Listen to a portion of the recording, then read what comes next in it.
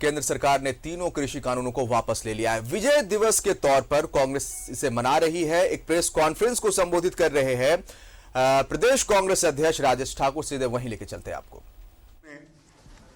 जो भाषण दिया, जो संबोधन राष्ट्र के नाम किया, वो सचमुच में जो वो कहते थे कि 56 इंच छाती वाले प्रधानमंत्री हैं, नरेंद्र मोदी हैं, कल लगा कि वो मजबूत प्रधानमंत्री नहीं, देश के मजबूर प्रधानमंत्री हैं। क्योंकि उन्होंने ये कभी नहीं कहा कि ये गलत कानून है और इसके चलते मैं इसको वापस ले रहा हूं। उन्होंने ये कहा कि कानून सही था, लोगों को समझाने में विफल रहे। तो उन्होंने एक तरह से उत्तर प्रदेश के चुनाव से पहले हार मान ली है कि लोगों को वो समझाने में अब विफल हो रहे हैं। आप जानते हैं कि इस दौरान 750 किसानों से ज्यादा लोगों की जान गई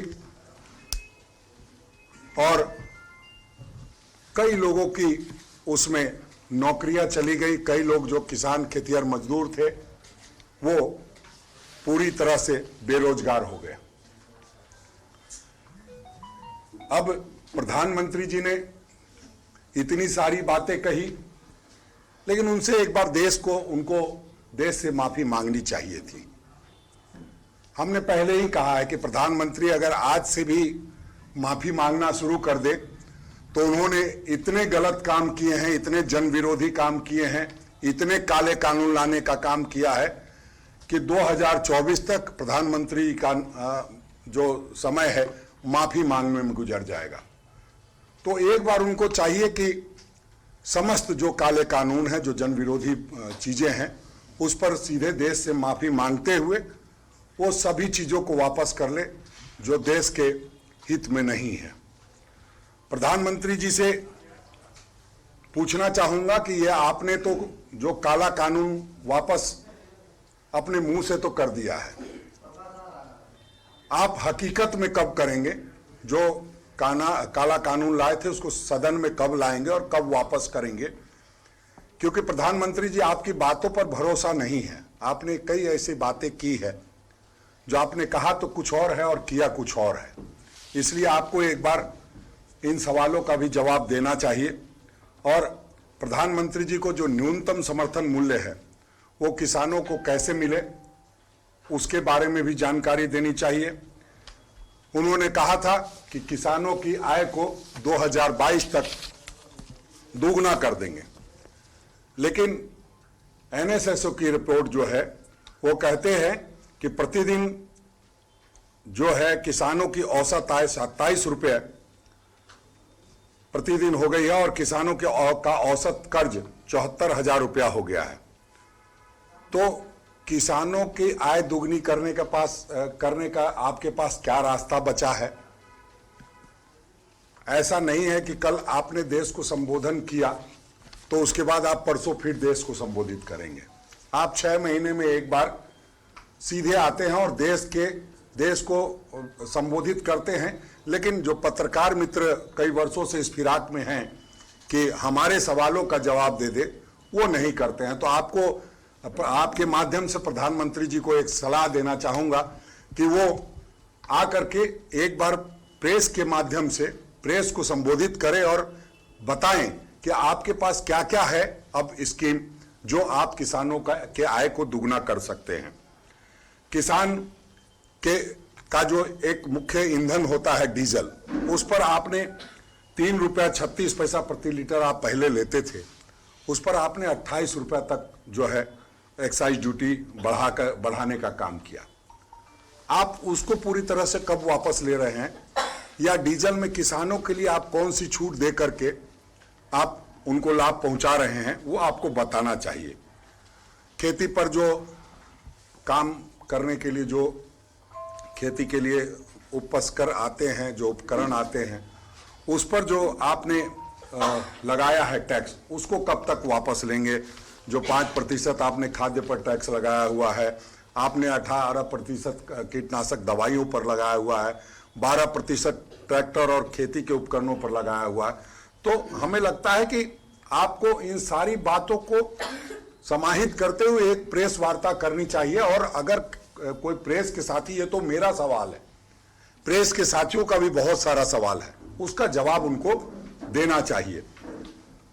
ये लगातार छोटे छोटे मंडी में काम करने वाले कई मजदूर उसमें बेरोजगार हो गए, और जिस तरह से हम समझते हैं कि यहाँ के मजदूर बाहर जाते थे, उस पर बेहतर तो आदरणीय आलमगीर आलम साहब बताएंगे कि क्या हो सकता है और क्या हुआ।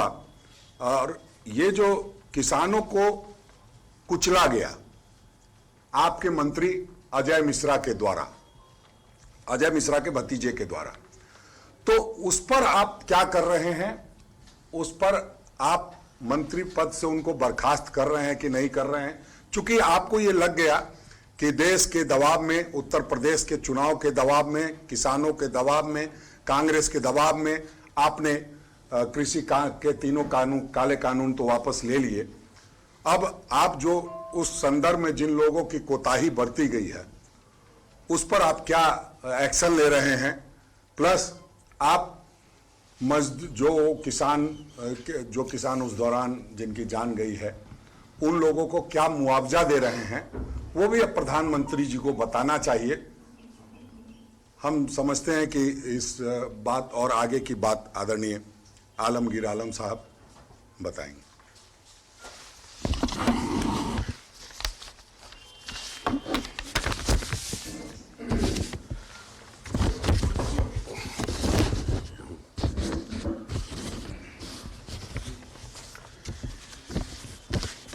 मीडिया के मित्रों और मंच पर हमारे माननीय अध्यक्ष राजेश ठाकुर जी, माननीय अनादि ब्रह्म जी, राजीव रंजन जी, शकील अख्तर जी, राकेश सिन्हा जी, डॉक्टर एम तौसीफ जी, डॉक्टर राकेश किरण जी, सतीश पॉल मोइनी जी।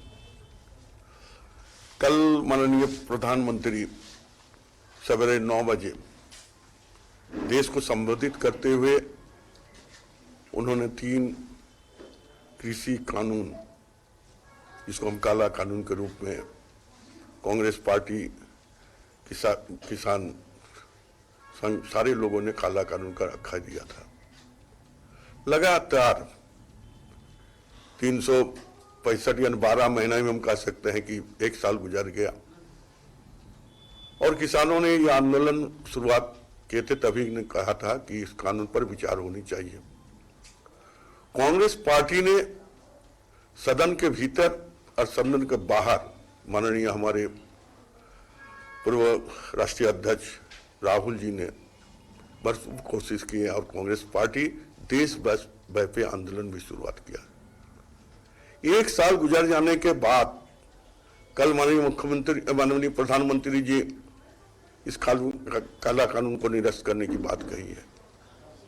मैं उनसे जानना चाहता हूं कि यह लगातार इस कानून को गलत बताने वाले अचानक पाल्टी मारकर इस कानून का वापस लेने की काम किए। 1 नहीं, 2 नहीं, करीब करीब 700-800 लोग, किसान जो है शहादत हो गए। उनके परिवार का क्या होगा? उनके बच्चों के क्या होगा? उनकी विधवा के क्या होगा? उनकी माताएं के क्या होगा? इसके बारे में सरकार को सोचनी चाहिए थी।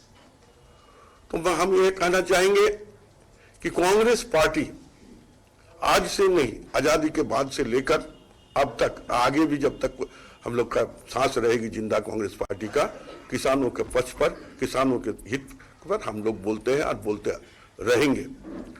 और आज जो हम लोग पूरे देश में कल आज जो एक मुहिम चलाए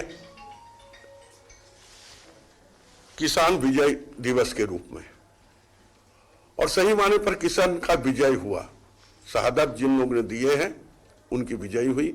आंदोलनकारी जो थे सारी विपक्ष की विजयी हुई है। इस बात को हम दोहराना चाहते हैं और आग्रह भी करना चाहते हैं कि हमारा देश जो है राजतंत्र नहीं प्रजातंत्र है, और प्रजातंत्र का ये उद्देश्य है कि जनता के हित के बारे में सोचकर जनता का हित से काम करे। लेकिन ये कानून लाने के पहले संविधान को अगर देखा जाए तो निश्चित तौर पर एक कानून सेंट्रल से लाता है और किसी भी राज्य से, किसी भी सरकार से कोई मशवरा नहीं करते, कोई जनता के जो है मत जानने की कोशिश नहीं करके एक काला कानून जो लगाए हैं, तो निश्चित तौर पर हम कहेंगे कि उन्होंने इस कानून को विड्रॉ किया। उनको लगने लगा, भारतीय जनता पार्टी और माननीय प्रधानमंत्री को लगने लगा कि आने वाले दिनों में मेरे सत्ता मेरे हाथ से खिसक रहा है, इसीलिए उन्होंने इस कानून लाने मैंने निरस्त करने की काम किया है।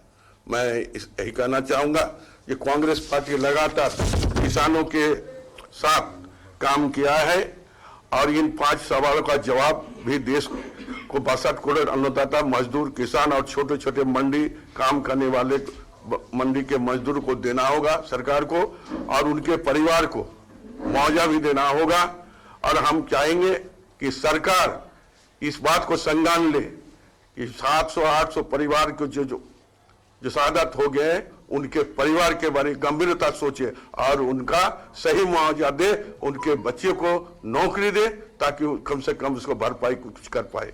और हम चाहते हैं कि हमारे झारखंड में भी हम लोगों ने लगातार सरकार बनने के बाद झारखंड के किसानों को आगे बढ़ाने के लिए एक नहीं अनेक काम हम लोगों ने किए हैं। आपको याद होगा जो महामारी के समय गांव में जो हम लोग जो मजदूरी का जो काम देते थे, उसमें उस बात को भी ध्यान दिया गया था जेएसएलपी के माध्यम से जो